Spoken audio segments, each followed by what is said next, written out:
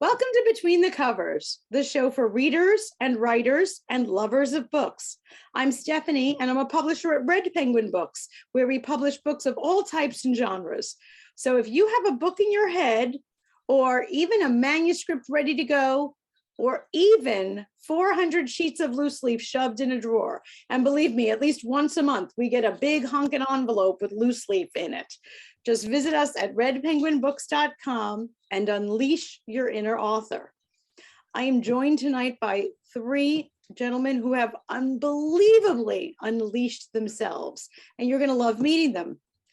Babak Hodjat is the author of The Konar and the Apple, Fun, Beauty, and Dread from Ahwaz to California. J.V. Hilliard is the author of The Last Keeper, and this is in his Warminster series, book number 1. And then finally, The Deliverance by Peter Servidio is a post-apocalyptic survival adventure. That'll definitely terrify you. But let's start with Babak Hodjat. He writes of The Konar and the Apple. It's all about the story. So begins Babak's collection of tales in The Konar and the Apple. An 8-year-old boy assigned to the task of throwing flowers during the Shah's visit. A teenager in boot camp, eager to catch episodes of a popular Japanese TV show. An adult coming to the United States, ready to make his mark in the tech world. These are just some of the personal experiences shaping Hodjat's intimate narrative of a boy growing up in post-revolutionary Iran. The stories paint a picture of a middle-class, westernized boy experiencing all the common and uncommon adventures of childhood and self-discovery. So please welcome our author, Babak Hodjat. Thank you so much for joining me. Thank you for having me, Stephanie. Thank you. Oh, you're very, very welcome. All the way from Iran, or where are you right now? I'm in California. Finally made it. Yeah. Far from Iran. This is good. Where in California are you? Northern California. Yeah, I'm in the East Bay, San Francisco. Fantastic, fantastic. I have to ask you, because I was just there last summer. Are you in the part that's freezing cold or the part that's really hot? My car thermometer showed 72 degrees. It's nice and sunny. I don't want to rub it in. I know you're in New York. Yes, it's not 72 degrees here. I have kids in the East Coast, and that's I see the difference. Every once in a while, we have to get out of California to kind of get a sense of seasons. Okay, well, look for sale signs while you're there, because that sounds lovely. But last time I was there, I had that experience of being in downtown San Francisco, and it was about 50 degrees, and I drove out of town. I was going to visit friends in Pleasanton, and as I was driving, the thermometer clicked up and up and up. By the time I got off at the exit, it was 102. Yes, that's very normal. We have many microclimates here. That's very true. Well, it sounds lovely, and 72, so it's cooler than Iran. I'm not sure, actually. It snowed there. I was talking to my parents a few days ago, and they did have some sprinkling of snow, but everywhere is getting kind of warmer. So it is. We used to get a lot of snow. We had snow days back in the day when I went to high school out there. So no more. Well, my kids noticed that too, that they don't have snow days anymore, but partly that's because now they have remote days. That is true. Yeah, I guess. Wait, that takes the fun out of snow days, doesn't it? Wow. It does. It does. It snows like the Dickens, and their school calls up and says, yeah, you still have to get on Zoom. Yeah. Get on Zoom. Darn it. The world has changed. Technology. So tell us what inspired the writing of this book. I mean, it's been quite the life. Did you just suddenly say, I have a lot of good stories? Or did somebody say that to you? You should write a book. No, I didn't set out to write a book, and I don't actually think of myself as a writer. I had this long commute on BART from San Francisco to home. And one time I had recounted a story of my childhood one too many times in a party, and I felt like it's just repetitive rote. And I just thought, you know what, I'm going to write it down And just like the joke, I'm just going to point at it and say, just go read chapter 1 or go read chapter 4. So that's how it started back in 2013. I started writing these stories down. And I read them every once in a while here and there at parties or with friends. And they kept encouraging me. They're like, you know what, put it together, just publish it. And it took quite an effort from having a bunch of stories to getting a book published, I must say. So I'm not sure if I'm going to ever do that again. I love that thought, though. You know, if you find yourself having to say the same thing over and over and over, you just say chapter 4, just read it. You know, the worst feeling is you have like your wife there or your kids, and I start rolling and they're like, Dad, you've said this 1,000 times and you keep trying to change it a little bit, but then you're fibbing. You know, I was like, you know what, I write it down. We're done with that, you know, part of my life, and we'll move on.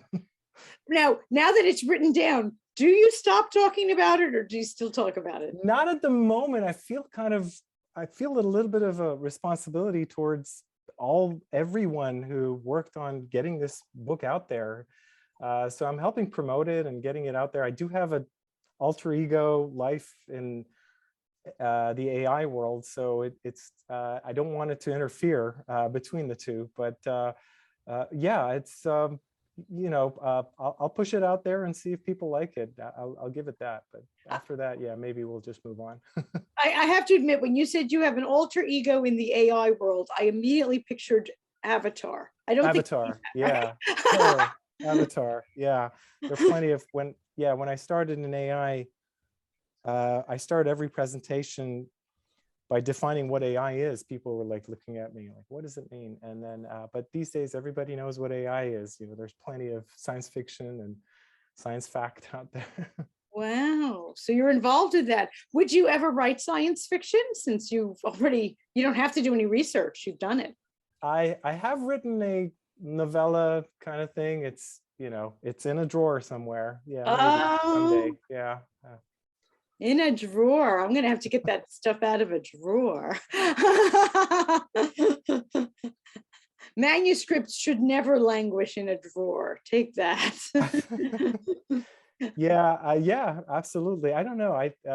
If it's worthy. I'm not sure. I do read a lot of books, and the quality of what's out there is so high. I feel like I can never approach that. So that's all the science fiction authors watching this show are saying yes. Well, these days science fiction isn't what it used to be. It used to, like Isaac Asimov and Arthur C. Clarke and those guys, that's where you aspire. But these days you go to the science fiction section of a bookstore and it's all fantasy. It's really not science fiction, in my opinion. Yeah, no, and even as via Amazon, what is called science fiction has split into a million other like subgenres, right? And everything is very, very specialized, which, you know, I guess for a science fiction writer is positive in that they can target their audience, but also negative in that you can't just, you know, like write something that falls between the cracks. Exactly, and that's kind of that gets you right. I mean, you don't want to be you know, beholden to a certain genre and just write that formulaically. That's absolutely true. Exactly. Now back to the writing of the Konar and the Apple. Tell me something. As you were, you know, assembling all these stories, did you have like the reject pile, or did you test them on people and see if they laughed, or how did you decide what was going in there? Oh yeah, it took a lot of rewriting. I was surprised by that. Like, you write a story and you feel like, okay, you're done. But I was lucky to have some really good editors and content editors, and they gave me a lot of really good feedback just in rewriting the stories. But also, yeah, the reject pile was bigger than the number of stories that actually made it, and for good reason. Like, it's always a part of you that you leave out, and you feel like, yeah, I should say that, you know, that was important. But then usually you come around to realizing that story probably doesn't really belong here. It doesn't jibe well. It doesn't flow well. And so, yeah, I think I'm happy that we left so much out. And I think that's the system. See, I'm talking AI. The book is better for that. I think, you know, you keep the better stuff and, you know, keeping a high bar for what meets that threshold is actually, I think, helpful. I think you're absolutely right. And you're dealing with real stories. Now, Joe and Peter are writing fiction, but I'll bet they had the same type of, discernment going on. Am I right, guys, that you had to, there might have been characters, scenes, entire plot lines that you said, yeah, that's not making it into the final book? Oh, definitely. Yeah, go ahead, Peter. I'll say, yeah, I mean, yeah, I'm a pantser, so I wrap other shit in my pants as I go, and I never know where the story's gonna end up. And sometimes I'll just be surprised. I'll be writing, and a character will take over, and I'm like, oh, didn't know we were going here, and we take off. Right. It's interesting. Joe, please jump right in. Yeah, I'm the absolute opposite of Peter. I am the quintessential plotter, planner. I reverse engineer every story. I know exactly where everything is going, and even at that point, stuff still hits the production floor. I mean, there are the kill your darlings moments that stink, and that starts with the development editor, and it runs to the copy editor, and it runs to beta readers, and things that I think are going to absolutely make it in, and it's just way too good to miss, get chucked out, and it's hard. It's hard for a guy like me. So, see, Peter, it doesn't sound like it's too hard for you, man. Yeah. For me, I it's been rolling around in my head, and I can't let him go. It's hard for me. I soften. And Peter's like, easy come, easy go, whatever. Yeah. I'll be writing and character dies. I'm like, I didn't see that coming up. Well, there's the whole plot. Let's start over. No, I know when my characters are going to die, and it's unfortunate, but and they have to die the right way. So, usually in their point of view, right? Like so that way the reader can see it coming. But I'll tell you what, like I get on some of these shows and I talk to pantsers. And I don't get it, but hey, it's there. You know what I mean? I'm proud of you, brother. Keep rolling on, because I can't do it that way. I literally have to know what I'm writing. That process I'm very familiar, and I do the same actually, is very similar to coding, right? Like you have this general view of what you want to do, and the way I code is I actually write these begin end, like there's nothing in between. Like here's this process, and then I fill it out. But as you're filling it out, you do run into surprises, don't you? Like every once in a while, you're like, wait a minute, for this to happen, we need this other thing. So there's a little bit of seat of the pants too, I think, occasionally. But like you, I like that structure. I like the planning, and even for stories that are real life stories about my life, I think that I'm very Babak, I have to admit that in like hundreds of episodes and probably thousands of authors, I have never had any equate coding with pantsers. I gotta love that. I mean, okay. I am loving that, because I always equated coding with the most type A activity on the planet, as far as I was concerned. See, that's my comfort zone. I will always revert back to talking about coding and AI and stuff. So I love that. I love that. And I love that we have two fiction authors here who are so incredibly dichotomous, which is such a,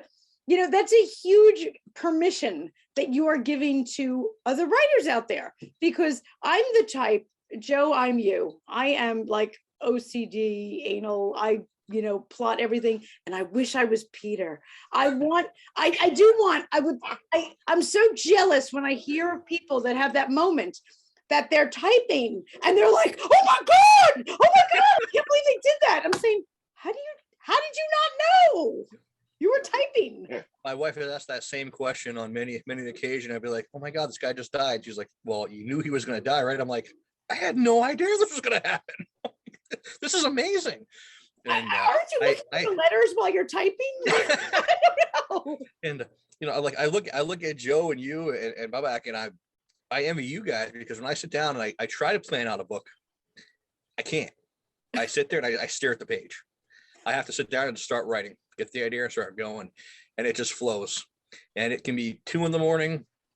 It can be in the afternoon, waiting until it gets on my iPhone typing sometimes, which is kind of funny to think. Writing books on my phone, it's craziness. And you don't know what's going to happen.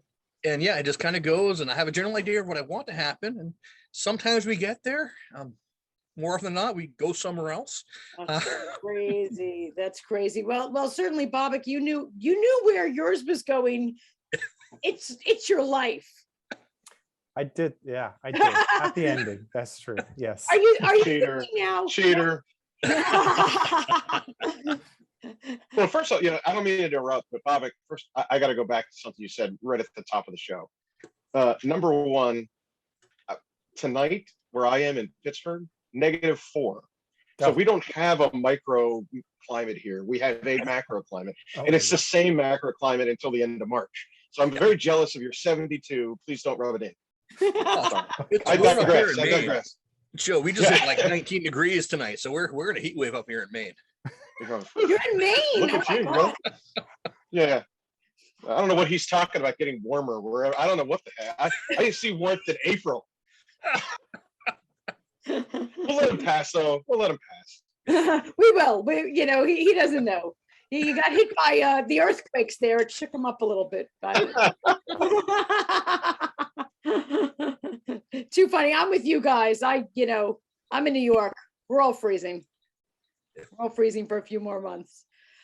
So now that you got these stories down, in 20 years, you're gonna have more stories, or 10 years, or I don't know. It's funny because the stories kind of abruptly end for me in my head. I don't know how it is for you guys, but when there's a certain point in my life after which everything is routine and boring and not interesting anymore.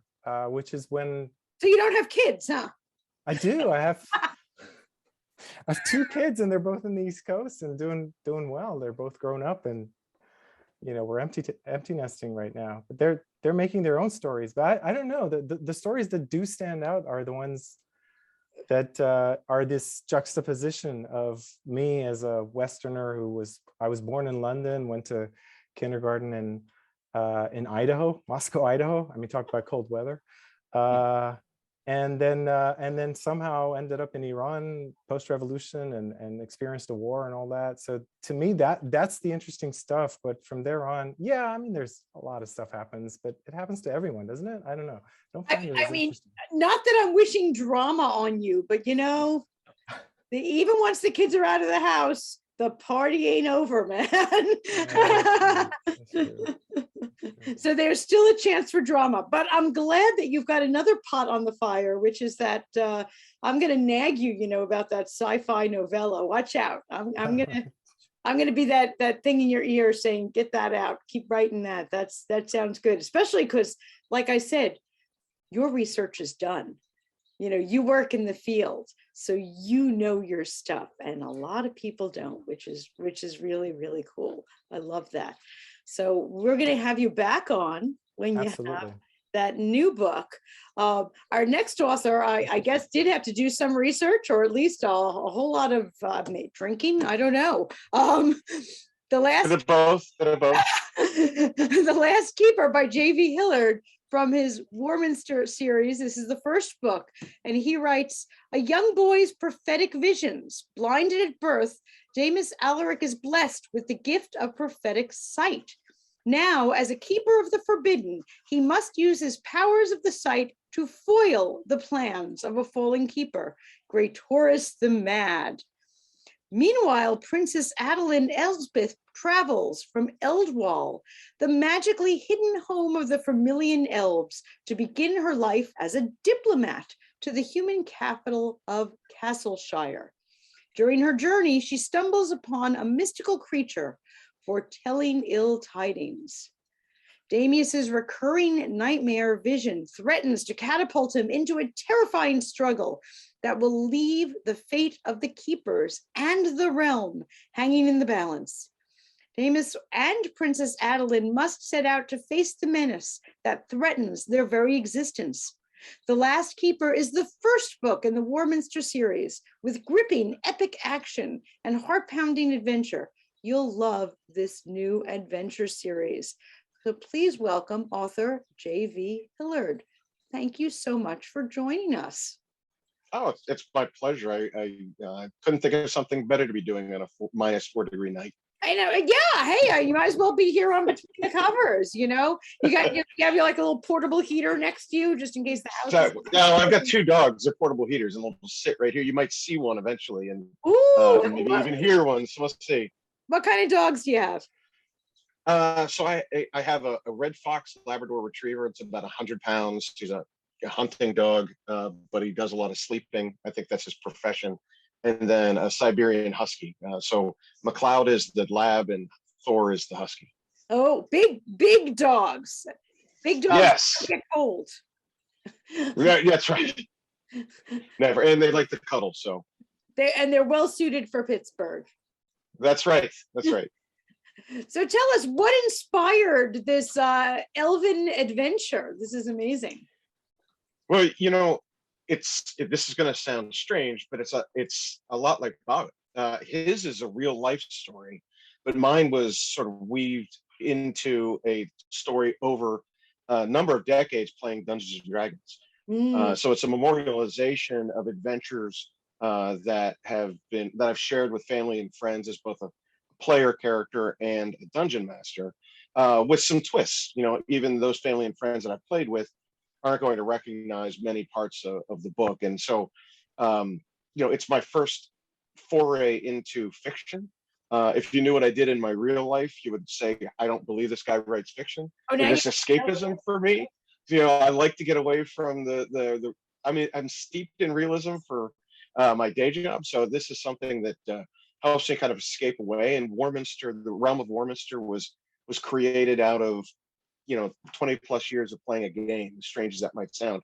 But when you play a role-playing game, or you're involved in any of those kind of things, those experiences are shared experiences with your friends and family, and oftentimes you talk about them at parties, over holidays and picnics, and what's going to happen next. And it's almost like a living experience. So for those that have played the game or have enjoyed concepts in different ways, I think they'll understand that what I've done was memorialize much of that, and try to capture some of the best adventures from within. So fans of Dungeons and Dragons, Game of Thrones, Lord of the Rings, if you like that kind of stuff, you probably like The Last Keeper.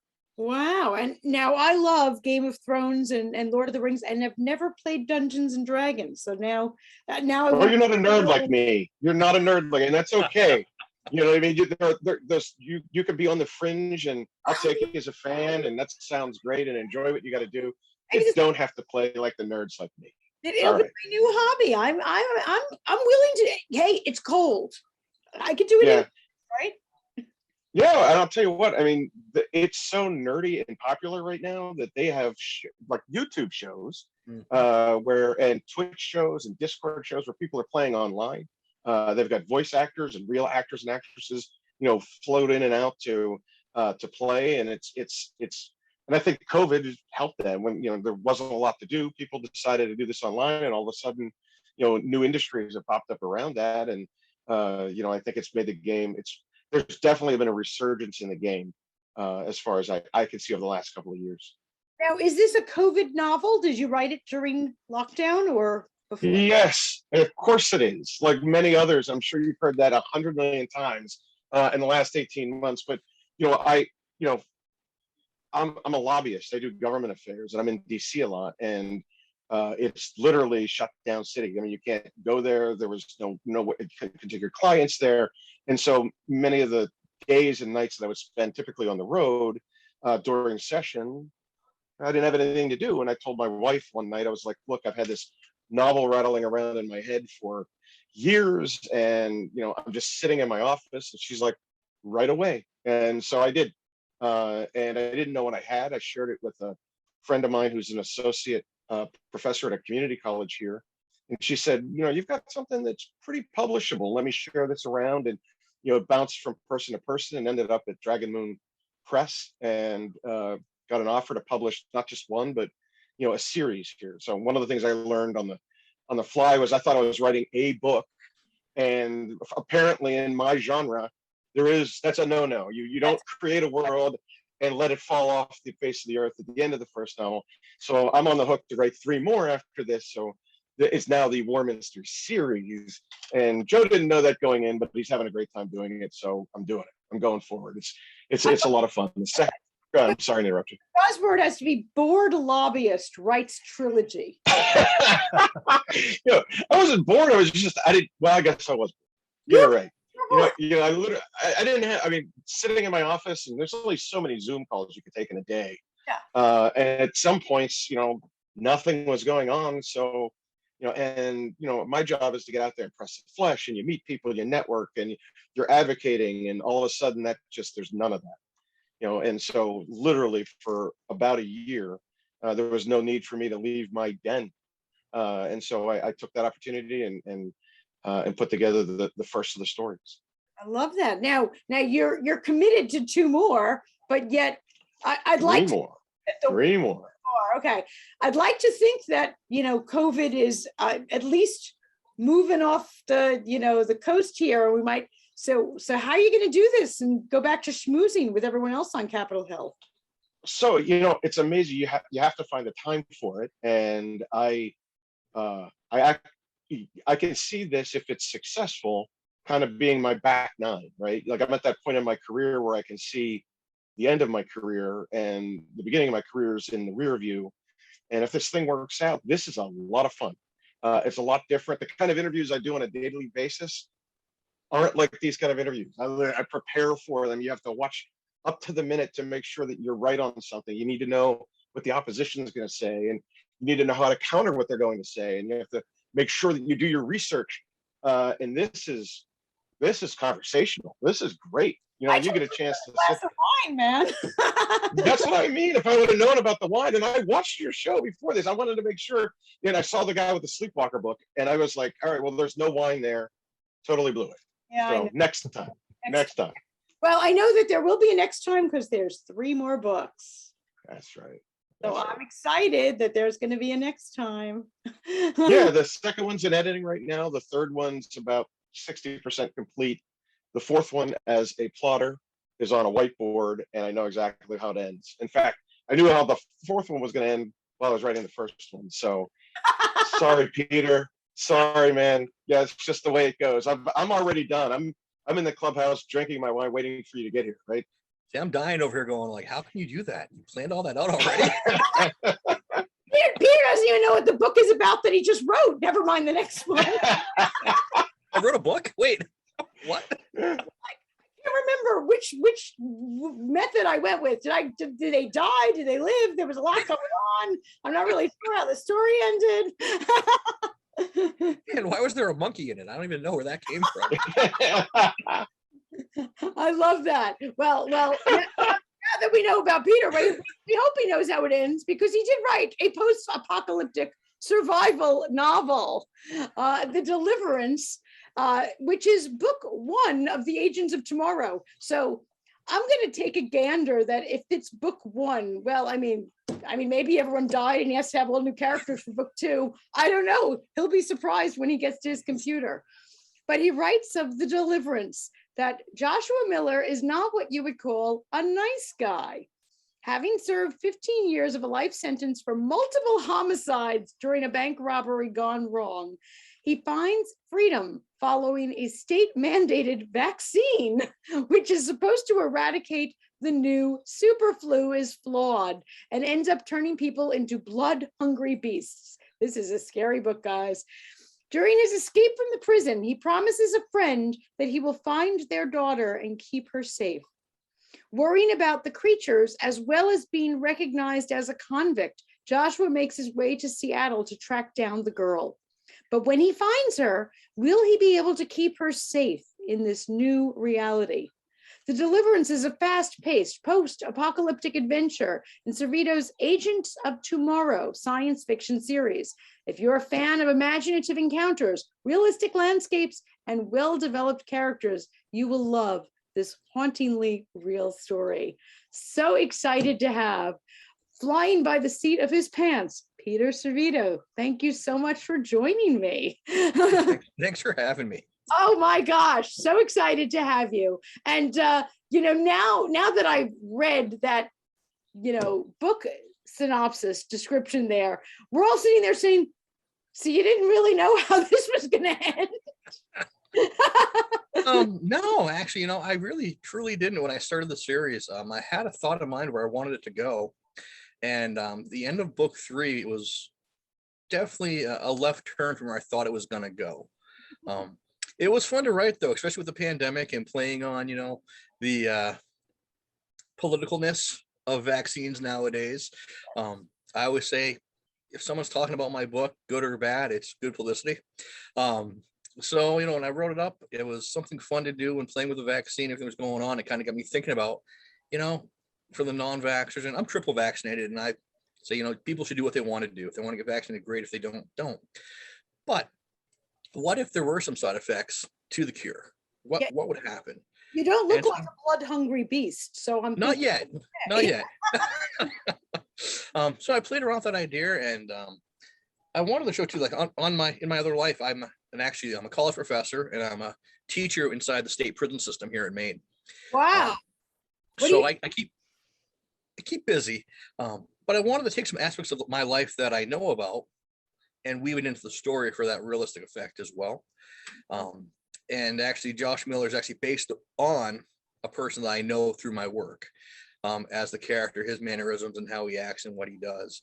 And I kind of just let that go forward and I said, well, what would this person do if their best friend, their best cellmate ends up having an issue and now is worried about what's going to happen to my kid? Would this person try and find the child? Would they try and save them, or would they just take care of themselves? And that's where being a pantser for me is really fun, because as I wrote and as I got closer to Joshua meeting the little girl, I didn't know how he was going to react. I didn't know if he was going to take her under his wing or not. I didn't know what was going to happen. And I'm still not going to tell you what happens, because you got to buy the book and read it. But it's very interesting how it goes forward. And this was my second foray into post-apocalyptic fiction. My first series I did was Earth Has Fallen, which is on the screen behind me, which was a 5-book series, 4 main books and a prequel. And that was more of that post-apocalyptic nuclear war fallout, more standard. So just trying to play with different ways the world can end, because I think right now, in some ways, we're living in an apocalyptic world with COVID and everything else is going on. I think every day we're dealing with this stuff. It may not be to the extent of a science fiction novel, but just some of the stuff we're dealing with is very science fiction-y right now in our lives. And trying to get out there, get people to read. And my number one goal with this book was, I want people to have some fun. Like Joe said earlier about escaping life and writing. That's a big part for me as well. But also, I want the readers to be able to escape life for a while and just enjoy something. Sit down for a couple hours, read a book, escape to a different world. Let what's going on in society be away, be out there, and just enjoy themselves, have entertainment. And that was my major goal, is just entertaining people, sharing my stories. And they're quick reads. Most of my books are longer novellas. It's kind of funny. I'll write for hours at a time, and I'll look down and be like, I must have wrote like 15,000 words today. And I looked at my paper and it's like, wow, I wrote 700 words. What? What's going on here? But usually my stories wrap up right around 20, 22,000 words, give or take. And it seems like that's been my cycle. And I'm still very new to writing. I just started writing this past June, making my hobby into something a little bit more. So it's only been about 6 or 7 months I've been doing this, and I've written 15 novellas at this point that are out, and a couple standalones, and I've dabbled as well. You started in June, and you have 15 books that are out. Yes, ma'am. Yeah. Do you not sleep, eat, or what did you leave on the wayside here? I pretty much all my free time, is writing. Like I said, it's crazy having a cell phone. I'll sit there at night in my recliner with the kids watching America's Funniest Home Videos, and I'm writing rough drafts as we're sitting there talking. And I have some really good friends that are good editors that go through it and like, you must have wrote this when you're watching America's Funniest Home Videos. And I'm like, yeah. So we'll go through, edit it, and we'll clean it all up. Yeah, I write all the time, and I have a million ideas in my head that I need to get out. And for a long time, I wanted to be a writer.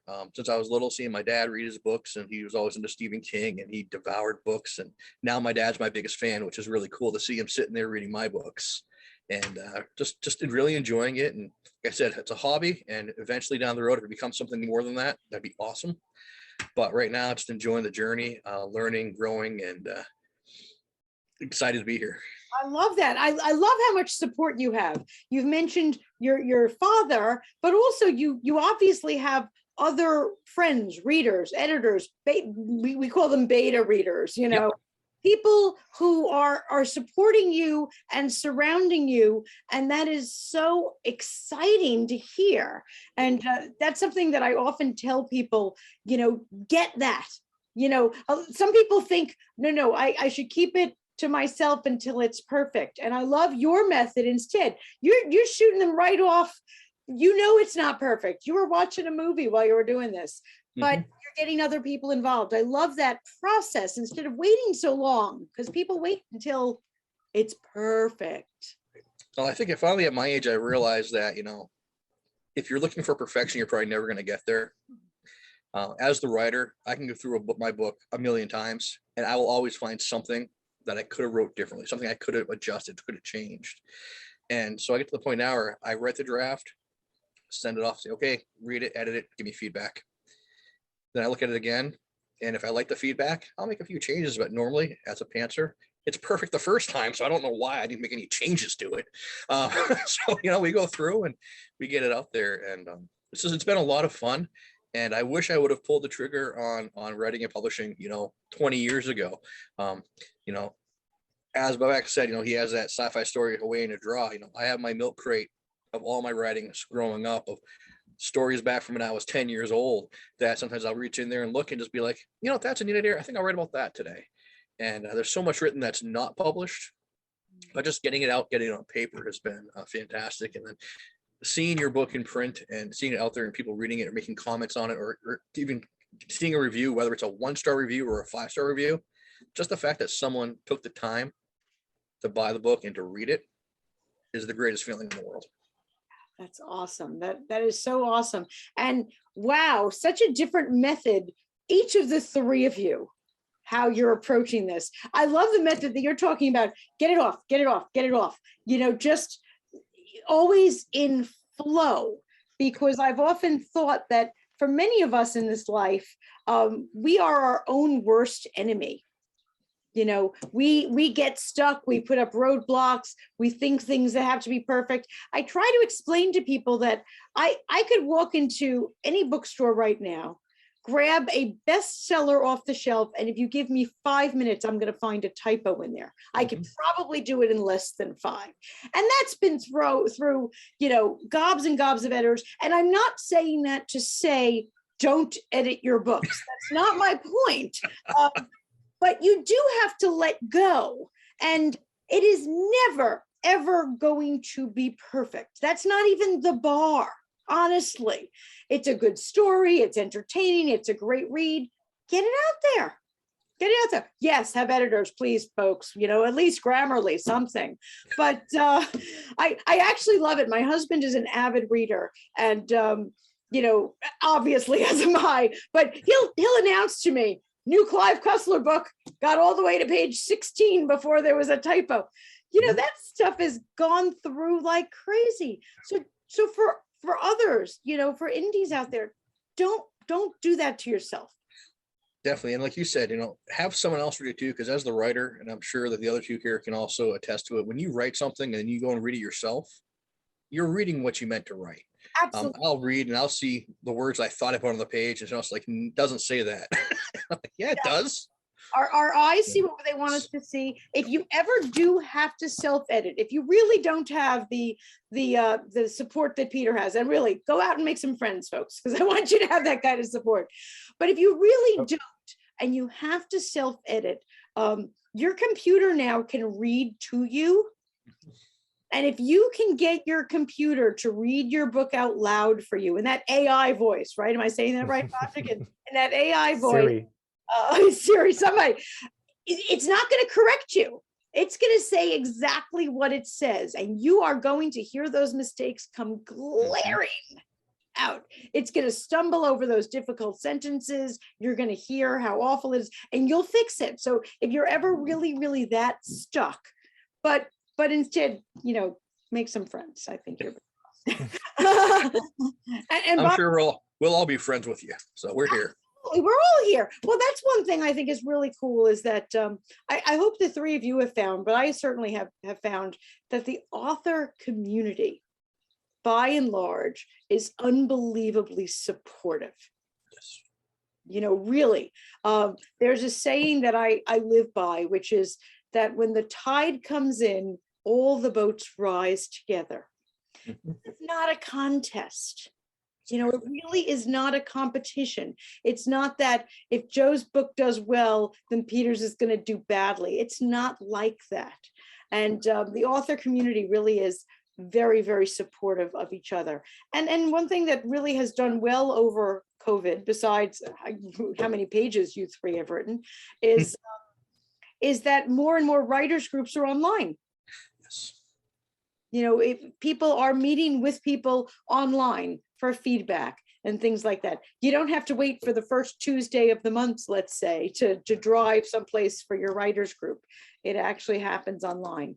So those are really, really encouraging things. But how about you? What would you say to someone who's stuck, or someone like, you know, Babak, who has a manuscript in the drawer that we're going to try to get out with pliers?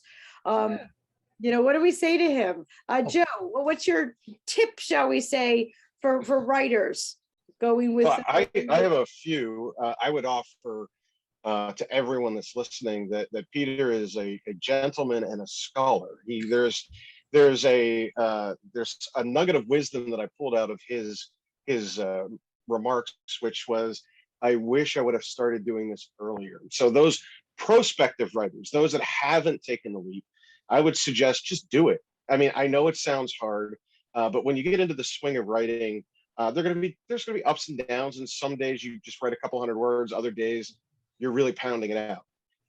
But I think that's one thing. If I regretted not doing this sooner, I agree with Peter. I think that I would have jumped at this. I should have done this sooner. It feels so right in doing it, and that's what I would offer to those who haven't done it. To those that are doing it, I think you're right. I mean, the piece of advice is have a thick skin. Like, you know that everything that you're writing, none of it's going to be perfect, and you're going to have errors in it. You're going to be too close to it. There's a myopic thing that happens when you're writing it that you just sometimes don't see in those beta readers, whether they are fellow writers that are being supportive in the community, like many of my friends are, or they're people that don't read your stuff, and you want it to be available to folks that might read outside of your genre, and you want it to be clear and lucid, and you want your story to come across, all of those kind of things. I think you want to hand it to someone where they can come back and say, this isn't good, or I don't understand this, or how do you pronounce this, and why did they do that? And I think all of those things really truly help you become a better author. And so you just have to wear a thick skin, and like you said, it could be a 1-star review, a 5-star review, doesn't matter. They spent the time to review you, so that means they read you. And I think that would be my point of advice. Awesome. I love that. I love that so much. Babak, how about you? Any advice for someone who wants to get their stuff down on paper? Yeah, just write it. For me, I mean, and I totally understand, I'm in the presence of authors. As I said, I'm not an author myself, but the need to write has been forever. And I've written tons and tons, but it's just that whether or not I feel it's interesting enough or worthy or I have the stamina to go through publishing it is a different story. But yeah, I think I take to heart what Joe was saying just now, which is, look, put it out there and get that feedback, and I think that makes a lot of sense. So maybe you guys made me think twice about the second book. Maybe I will put it out there for a few people. Hey, well, we're going to work on you. There is no I may put it out. It's coming out. There's 3 of us here on this side that's going to make you do that. Absolutely. Definitely. Do it. I think that's fabulous. And Peter, you had some pearls of wisdom already. Anything you want to add to that? Yeah, and I think, anything worth doing is hard. And what threw me for a loop when I started this was writing was actually the easy part. Mm, Very It's true. marketing, mm. publishing, getting the word out, talking about yourself, promoting yourself. That's the hard part. Actually, You could have that's, you know what? This is such a topic that's so important to me. I want to ask you guys. Everybody tells me you got to put yourself out there and promote yourself, and I have this whole contradiction. Like, I'm trying to promote the book, not myself, and I'm very different. You guys are very different than the books that you've written, I'm sure, right? So, how do you deal with that? How do you get over the one thing fact that I've that learned. we're not One thing I've online? learned is people buy two things, right? From when they purchase my book, they're buying the story. That's just like doing any sales job. They're also buying me. Do they like me? Am I personable? Am I a curmudgeon? Do they think it's great that I'm always angry and right? But they're buying that persona as well. And that goes way back, 30, 40 years ago back, in sales days, doing direct sales, whenever you hire people, right? They're on the sales floor. You walk into a Best Buy and all the good looking people are on the sales floor and all the people that are average are like behind the counter or stocking shelves. It's like, this makes no sense. And as I get older, I was like, this makes total sense, right? Because no matter what we're selling for a product, we also sell ourselves. So I say, just be there, be yourself, be who you are. And again, like Joe was saying, not everyone's going to like us, and that's okay. I mean, I'm personally very likable and everyone should like me, but it's okay if they don't, right? My goal is, let me get my book in your hands, read the story. You may not really like me, you might like the book, or you might hate my book and like me, and that's okay too. But Right? isn't Either that the way. contradiction though? Like, what if they don't like you but like the book, and you've Yeah. lost them already, right? Well, it depends on the person, right? And some people we're going to lose, and that's okay. It's not for everybody. Like I write post-apocalyptic, a lot of my stuff, right? So it's fringe writing. It's out here. It's very genre specific. Mhm. A lot of people don't want to read that, and that's okay. The people that want to read it, I want them to read it. If people want to give it a try, give it a try. If you like it, great. If you don't, that's okay. My biggest thing is get the words on paper, get the words out, get the books out to the public, and put your best foot forward and let people do it. Because I guarantee you, the book you have sitting in that drawer, Babak, you're gonna have people that are gonna fall in love with it. And people are gonna be like, this is the worst thing they ever read. Because that's how the world works. There's a pendulum. And in the end, all that matters is you wrote it. Do you like it? Are you happy with it? Put it out there. And that'd be my advice to anybody who wants to write. Put it out there. Take a chance, take the leap. Totally get that. Totally get that. It's just that, you don't, if somebody invented, I don't know, the laptop, we don't even know who that was, but the laptop is useful, so we go buy it, or an iPad, or I don't know, the whatever, right? But we don't buy products because we fall in love with the inventors. That's why I kind of don't get the whole let's promote ourselves as authors, therefore people will buy our books, right? Yes, books are closer to being like movies. You do see movies because you like the people who are in them or the people who made them. Well, yeah, that's true. People in them, yes, but the directors, I mean, we know a few celebrity directors, but for most movies we watch that we really like, we don't know the writer, like the screenwriter or the director. We just know the celebrity actors that were in it, right? Although nowadays more and more of a person's personality is involved. I just started watching a new series yesterday, and I started watching it because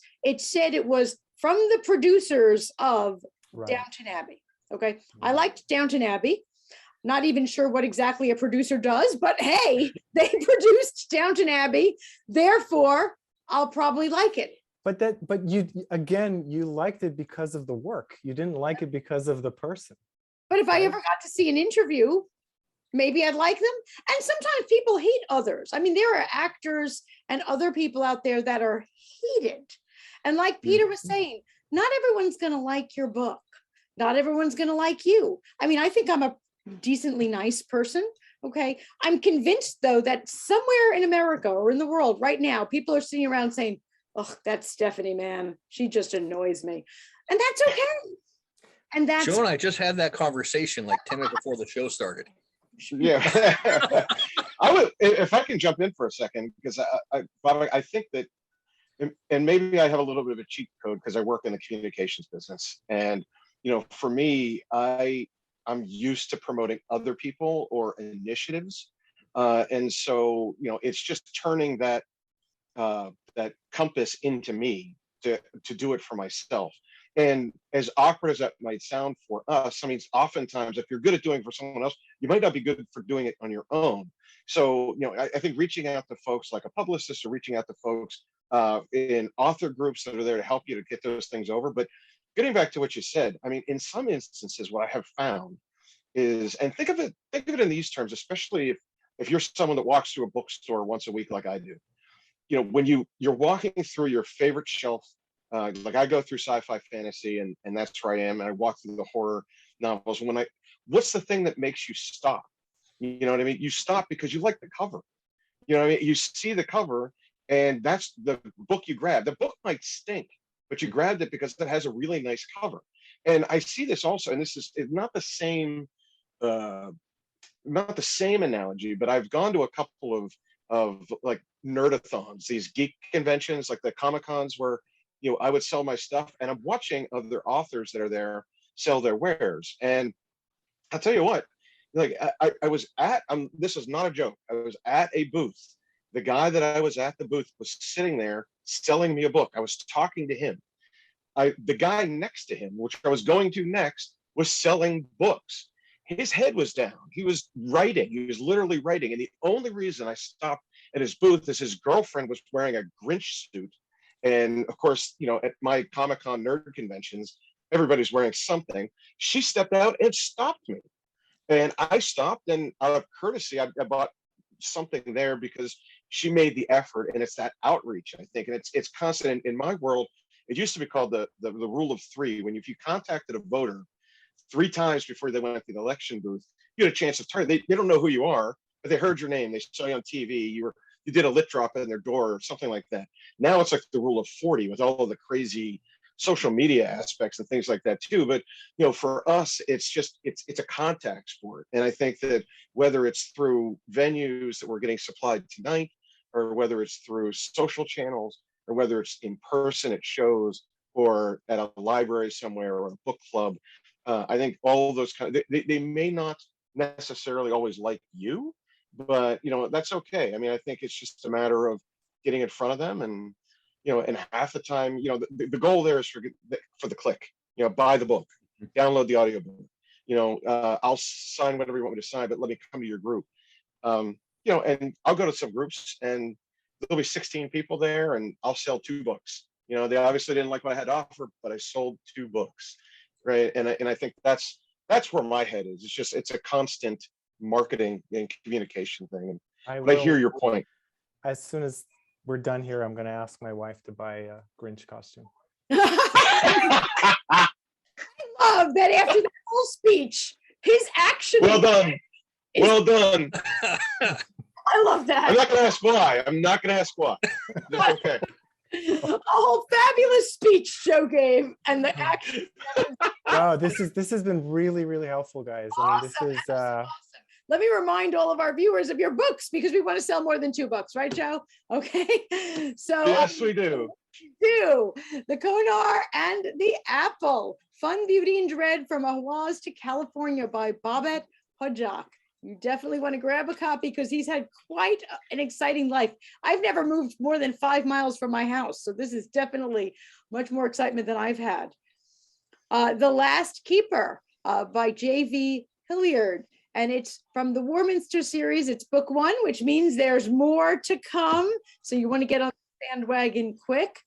And then finally, The Deliverance, which is a post-apocalyptic survival adventure by Peter Servidio, and it is book 1 of Agents of Tomorrow series.